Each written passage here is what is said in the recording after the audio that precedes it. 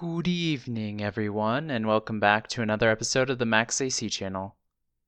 To celebrate the spooky season, for the month of October, we will be making recipes that will surely be frightening and delicious. Continuing our exploration through the Necronomnomnom, we will summon some more delectable creatures from the H.P. Lovecraft mythos. For this episode, we will be making one of the most famous Lovecraft creatures, Vegemitey Cthulhu.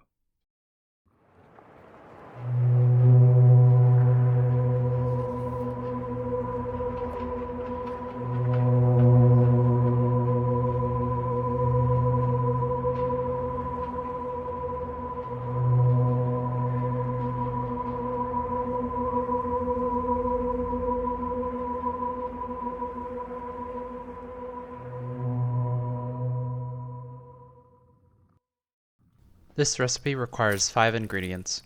Specifically, you will need 2 slices of pumpernickel bread, some butter, some Vegemite, marmite, which is what I'll be using, or some spicy plum sauce.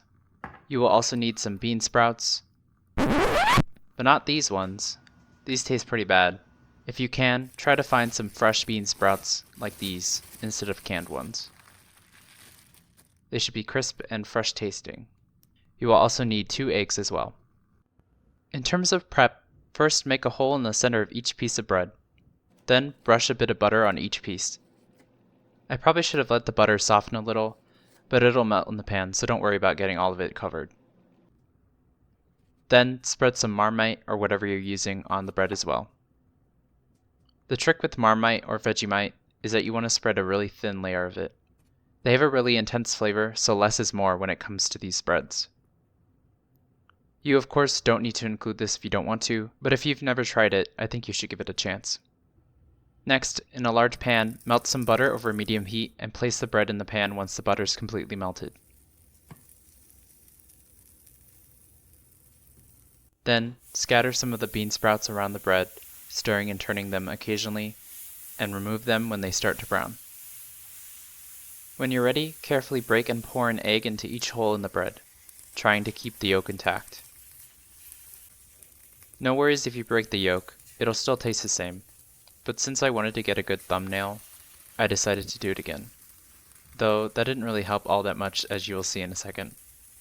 Continuing, let it cook for a couple of minutes and then cover the pan for a few minutes to cook the top of the eggs as well.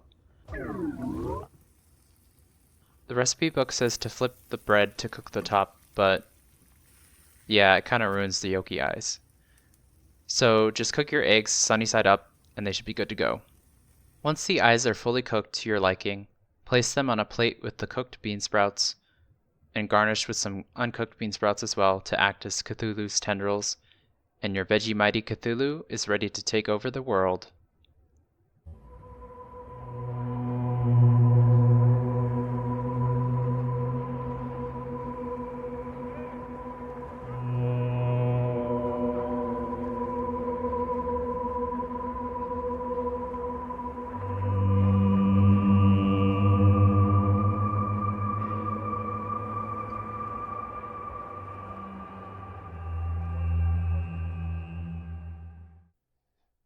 So with this recipe, I chose to do this one because of its monstrous origins.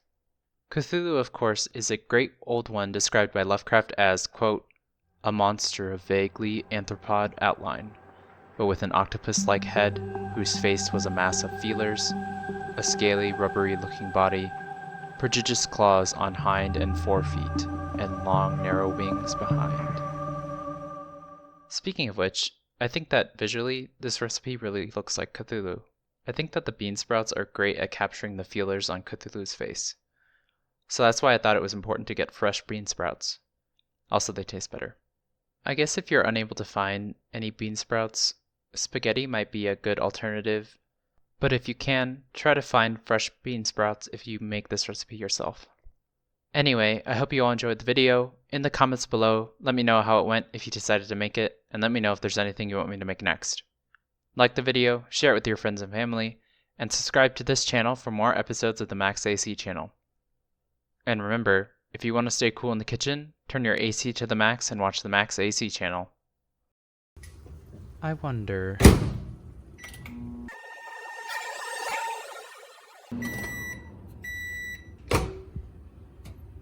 It worked!